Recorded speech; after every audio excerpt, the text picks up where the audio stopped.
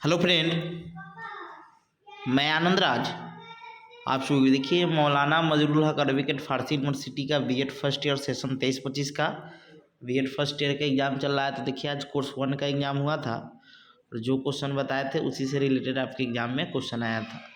देखिए आज हम कोर्स 2 में बताएंगे कि कौन कौन इंपॉर्टेंट क्वेश्चन पढ़ लीजिएगा। तो देखिए कोर्स 2 आपका 80 नंबर का पेपर होता है। इसमें भी आपका 5 यूनिट है। 5 यूनिट में 10 क्वेश्चन दिया जाएगा और आपको प्रत्येक यूनिट से एक एक प्रश्न का चयन करते हुए कुल 5 प्रश्नों का जवाब देना है। देखिए यूनिट 1 में जो पहला क्वेश्चन आएगा वो शिक्षा से रिलेटेड ही क्वेश्चन आता है, समझे। यानी शिक्षा से रिलेटेड आपका क्वेश्चन रहेगा कि शिक्षा को परिभाषित कीजिए।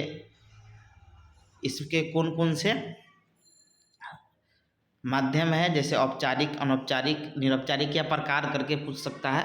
तो शिक्षा अच्छा से पढ़ लीजिएगा। इसका प्रकृति, प्रकार या इसी को माध्यम भी कहते हैं। कौन कौन, जैसे फॉर्मल, इनफॉर्मल और नॉन फॉर्मल हो गया, औपचारिक, अनौपचारिक और निरौपचारिक, समझे। और इसी में पढ़ लीजिएगा कि शिक्षा के सामाजिक और व्यक्तिगत उद्देश्य क्या है। यानी सामाजिक और व्यक्तिगत उद्देश्य, यानी शिक्षा का यही पूछता है, सामाजिक और व्यक्तिगत उद्देश्य। तो ये दोनों क्वेश्चन को देख लीजिएगा, बहुत इंपॉर्टेंट। शिक्षा पढ़िएगा तो दोनों क्वेश्चन आपका उसी में आ जाएगा। इसका व्यक्तिगत और सामाजिक उद्देश्य क्या है, तो इसको अच्छा से आप क्या कर लीजिएगा, पढ़ लीजिएगा।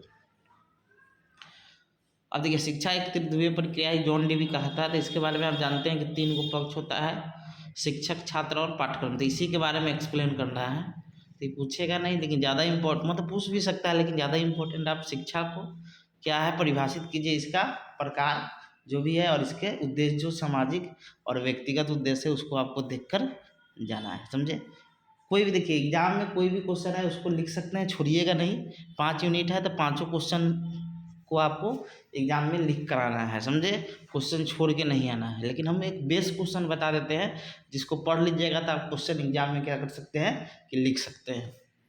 उसके बाद यूनिट 2 में देखिए कोठारी कमीशन पिछले बार पूछा था, तो इस बार या तो मुदालिया राय होगा या इसी को माध्यमिक शिक्षा आयोग कहते हैं, या आपको शिक्षा में बढ़ावा देने में लोकतंत्र, स्वतंत्रता, सामाजिक न्याय और समानता के संवैधानिक प्रावधान, यानी शिक्षा संबंधी संवैधानिक प्रावधान, इसी को लोकतंत्र, स्वतंत्रता, सामाजिक न्याय में क्या क्या प्रावधान किया गया है, या शिक्षा किसी भी राष्ट्र के आर्थिक विकास में कैसे मदद करता है। यानी शिक्षित रहिएगा तब ना आप अपने देश का आर्थिक विकास कर पाइएगा। तो ये तो आएगा कि शिक्षा को बढ़ावा देने में लोकतंत्र, स्वतंत्रता, सामाजिक न्याय और समानता के संवैधानिक प्रावधान का वर्णन करें। ये आपका थोड़ा और भी यही हो जाता है। तो इसको आप क्या कीजिएगा, अच्छा से देख लीजिएगा। देखिए यूनिट 2 में 2 प्रकार का क्वेश्चन पूछता है। एक तो वाद से क्वेश्चन आएगा, या समझे आपका प्रयोजनवाद है, क्योंकि आदर्शवाद पिछले बार आया था, या तो इस पर प्रयोजनवाद आएगा या प्रकृतिवाद आएगा। देखिए वाद में क्या होता है, उसका अर्थ, प्रकृति, क्षेत्र।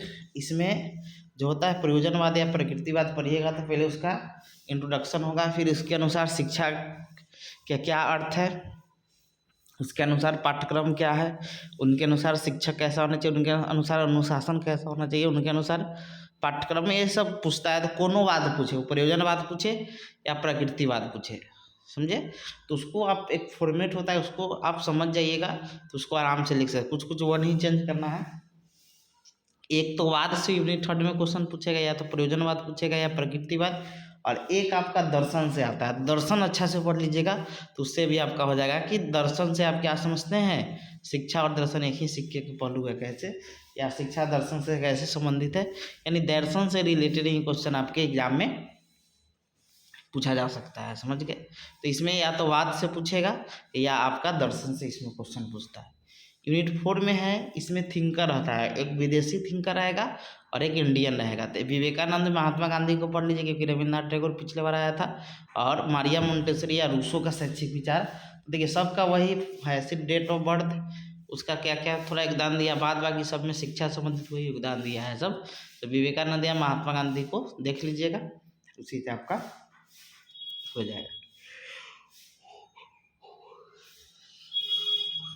अब देखिए यूनिट 5 जो है आपका, इसमें कॉमन स्कूल सिस्टम और शिक्षा संबंधी संवैधानिक प्रावधान क्या है, समानता लाने हैं। तो ये दोनों देख लीजिएगा। और इसी से रिलेटेड आपके एग्जाम में क्वेश्चन रहेगा। तो क्या करना है, 5 क्वेश्चन तो लिखना है।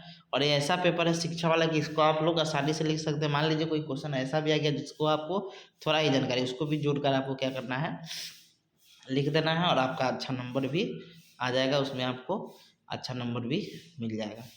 तो कॉमन स्कूल सिस्टम पढ़ लीजिएगा। और शिक्षा में समानता से आप क्या समझते हैं, इसके संवैधानिक प्रावधान कौन कौन हो सकते हैं, तो इसको देख लीजिएगा। शिक्षा अच्छा से देख लीजिएगा, शिक्षा आपका बहुत इंपॉर्टेंट है और इससे एग्जाम में आपका क्वेश्चन बनता है, समझे। इससे आपका क्वेश्चन रहेगा शिक्षा से, इसके प्रकार उसी में आ जाएगा और उद्देश्य उसी में आ जाएगा। फिर है माध्यमिक शिक्षा आयोग, मुदालिया आयोग देख के कोठारी कमीशन पूछा था। और लोकतंत्र, स्वतंत्रता, सामाजिक न्याय, समानता के संवैधानिक प्रावधान क्या है, और आर्थिक विकास में शिक्षा कैसे मदद करता है। इसमें प्रयोजनवाद, प्रकृतिवाद और दर्शन देख लीजिएगा। इसमें आप वाद में विवेकानंद, महात्मा गांधी देख लीजिएगा। इसमें कॉमन स्कूल सिस्टम और शिक्षा में बढ़ावा देने में, और नोट्स लेना होगा आपको, तो इस नंबर पर व्हाट्सएप करके ले लीजिएगा 95 76 00 24 01।